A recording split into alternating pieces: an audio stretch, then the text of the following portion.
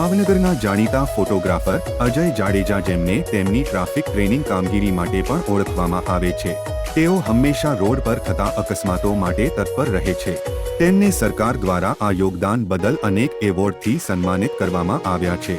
આ ઉપરાંત અકસ્માતોમાં ઘાયલ થનાર લોકોને મદદરૂપ થવા માટે તેઓ નિયમિત રીતે રક્તદાન પણ કરતા રહે છે. ફોટોગ્રાફર પોતાની સાથે હંમેશા ફર્સ્ટ એડ કીટ રાખે છે, જેથી રસ્તામાં અકસ્માત થતા તાત્કાલિક ઈજાગ્રસ્તને સારવાર મળી શકે.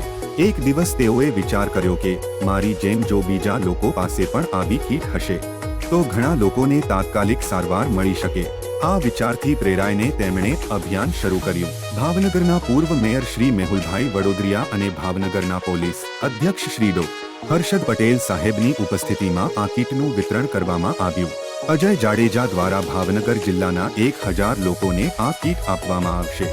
ભાવનગરના લોકો માટે અભિયાન એક મહત્વપૂર્ણ પગલું છે, જેનાથી અનેક જીવ બચી શકે છે. આપ સૌએ પણ આગળ આવીને આ પ્રવર્તનને સમર્થન આપવું જોઈએ, જેથી દરેક વ્યક્તિ તાત્કાલિક સહાયતા મેળવી શકે અને અકસ્માતો ટાળી શકાય.